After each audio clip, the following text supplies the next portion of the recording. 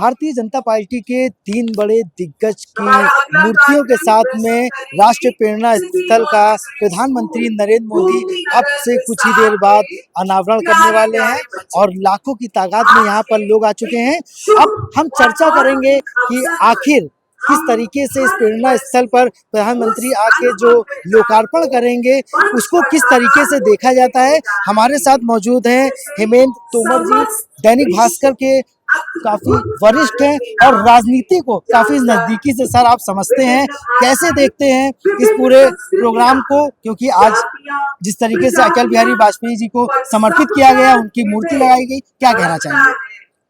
देखिए, लखनऊ में अटल जी की मूर्ति है, ये लखनऊ का गौरव है और उसका कारण ये है कि जब भी लखनऊ का इतिहास लिखा जाएगा निश्चित रूप से अटल जी के योगदान को लिखा ही जाएगा।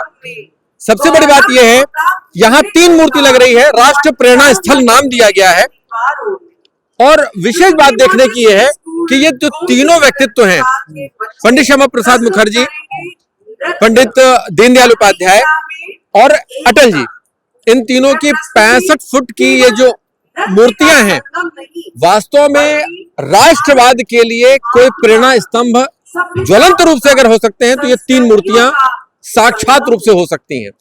क्योंकि लखनऊ में पत्रकारिता करते हुए मैंने अटल जी को बड़े करीब से देखा है और अटल जी की 101वीं जयंती पर इस प्रकार से देश के प्रधानमंत्री द्वारा लोकार्पित किया जाना उनकी मूर्ति, ये बहुत बड़ी बात है।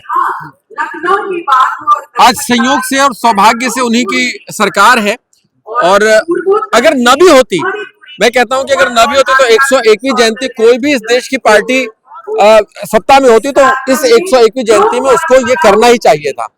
65 एकड़ की भूमि, चौक बालागंज दुबग्गा के साइड में ये बड़ी भूमि, चौक की जब बात करते हैं ना तो अटल जी बरबस याद आते हैं।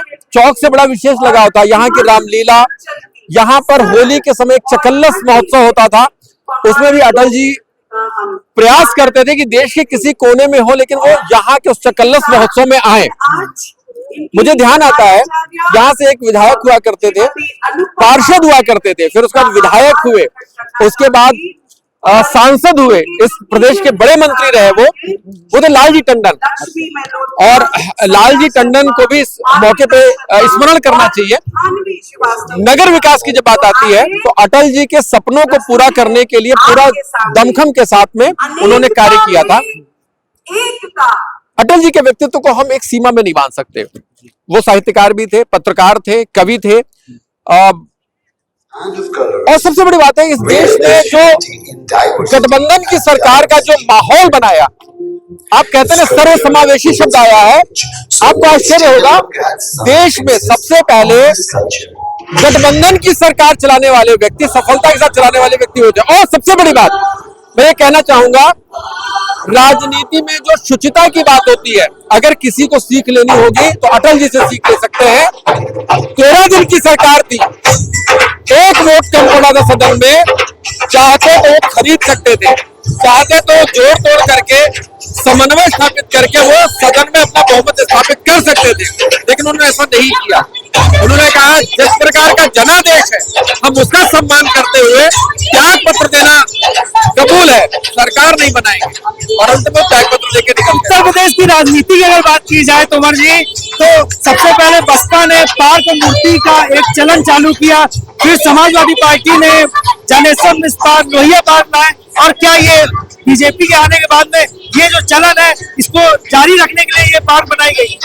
नहीं, ये चलन मुझे लगता है ये देश की आजादी के बाद से भी मूर्तियों की स्थापना का चलन रहा है। अंग्रेजी शासन में भी अंग्रेज शासक अपने यहाँ के लोगों की मूर्ति लगवाते थे। इस देश में बहुत सारे जगहों पर दक्षिण भारत से लेकर उत्तर भारत तक आप बहुत सारी मूर्तियां ऐसी देखेंगे जो अंग्रेजों के समय में स्थापित की गई थी। आपको पता नहीं ध्यान है नहीं ध्यान है, लखनऊ जू में भी बहुत समय तक अंग्रेज प्रिंसेस, राजा रानी की मूर्तियां थी जो बाद में हटा दी गई।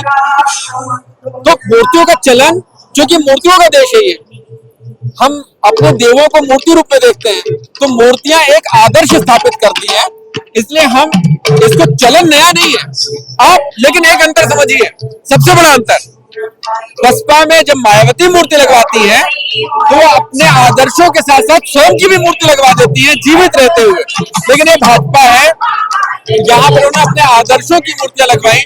और आप बताइए स्वयं याद करके, क्या किसी जीवित नेता ने भारतीय जनता पार्टी के अंदर के किसी जीवित नेता अपनी मूर्ति लगाई? नहीं लगाई ना। इन्होंने वहां भी मूर्तियों के माध्यम से आदर्श स्थापित करने का काम किया है। तो तोमर से अगर बात की जाए इस इलाके की, पहले यहाँ पर कूड़े का ढेर होता था, दूर दूर तक एरिया से काफी बदबू आती थी। अब उसको सौंदर्यीकरण का जो रूप दिया गया है, इसको लेके जनता में उत्साह है। जनता और 2027 का चुनाव, उसके लिए भी क्या प्रभावशाली रहेगा ये बात? बिल्कुल, देखिए ये डेवलपमेंट का एक भाग है। अगर हम नगर विकास की बात करते हैं तो नगर से संबंधित जहां जब आउटस्कर्ट्स हैं वहां पे हम क्या दे पा रहे हैं विकास के नाम पे। आपको ध्यान होगा ये जो आबादी थी बड़ी, उसका घनत्व बहुत ज्यादा था, पॉपुलेशन बहुत ज्यादा थी। और उस पॉपुलेशन में भी विशेष बात ये थी कि अनियोजित विकास था, खासकर से इस एरिया में, जहां पर एक बहुत सुनियोजित तरीके से डेवलपमेंट हुआ। आप जानिए ना, राजधानी है, ये रैलियों की भी राजधानी हुआ करती थी। आप सोचिए एक रैली के लिए बड़ा स्थल मिल गया, इसी बहाने म्यूजियम मिल गया जहां से लोग आदर्श को देख सकेंगे, उनसे प्रेरणा ले सकेंगे। आम जनता ने हमेशा सवाल उठाया विपक्षियों पर कि मायावती ने जब पार्क बनवाई थी तो कहा गया था इतने लाख में, इतने 100 करोड़ में एक हॉस्पिटल बना दिया जाता, रोजगार मिलता लोगों को, सुविधाएं मिलती लोगों को। क्या ये बीजेपी में लागू नहीं होता है नियम? लेकिन आप वहां से अंतर समझ सकते हैं। पार्क देखिए, शहरी जीवन में पार्कों की भी आवश्यकता होती है। यहाँ खेत खलिहान नहीं है, कुछ पर्यावरण नहीं है, तो लोग शाम को या वीकेंड में कहाँ जाएंगे परिवार के साथ। और शहर बड़ा हो चुका है, तो हरदोई रोड या सीतापुर रोड पड़ती है, उसको जोड़ने वाली सड़क पर अगर इतना बड़ा सा स्थल दे दिया उन्होंने, तो जहाँ के अगल बगल रहने वाली आबादी को जहाँ के शुद्ध पर्यावरण का लाभ मिलेगा। नंबर एक। नंबर दो, जो रैली की बात मैं कर रहा हूँ, सभाओं की बात कर रहे हैं, अगर 2 लाख की कैपेसिटी यहाँ पर है और आज वो साबित हो जाएगा कितने लोग आए यहाँ पर, 2 लाख की कैपेसिटी वाला एक बड़ा स्थल मिल गया, सभा करेंगे तो कम से कम इस राजधानी के दूसरे स्थलों पर यातायात का दबाव नहीं होगा, यहीं पर सभा हो जाएगी। तो मुझे क्या लगता है बीजेपी किसी भी अपने प्रोग्राम को एक बहुत बड़ा रूप दे देती है, उसको अगर लेके बात की जाए तो विपक्ष आखिर इसमें क्यों कमजोर पड़ जाती है? क्या करना चाहिए? बीजेपी का तो नहीं कह सकते, लेकिन ज्यादातर ये देखने में आया कि मोदी जी किसी भी छोटे से कार्यक्रम को भी इवेंट का रूप देते हैं। 101वीं जयंती देश भर में मनाई जा रही है, लखनऊ में उत्सव की तरह मनाई जा रही है।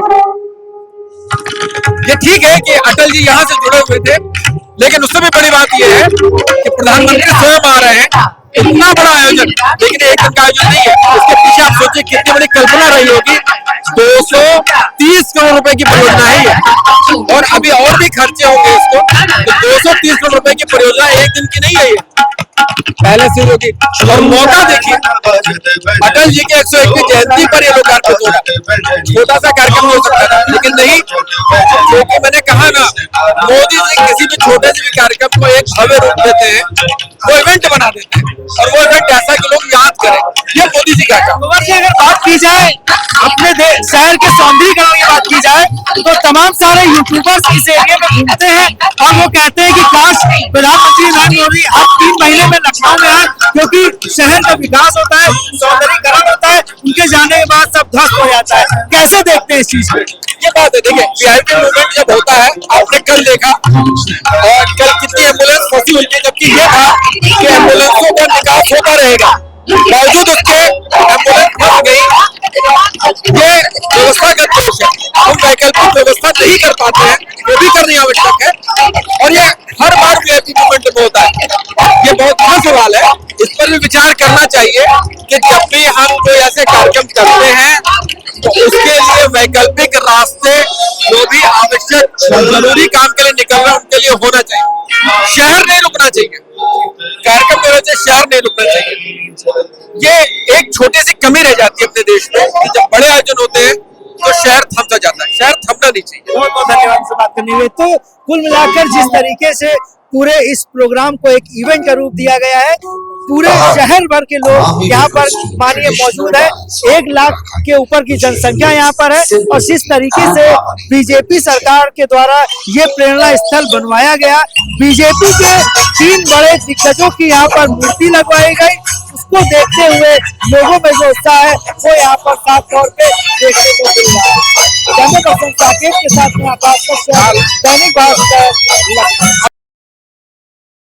राजनीति हो या क्रिकेट, देश विदेश की ब्रेकिंग हो या आपके मोहल्ले की बड़ी खबर, सब मिलेगा एक ही ऐप में, सबसे तेज और भरोसेमंद। अभी डाउनलोड करें दैनिक भास्कर डिजिटल।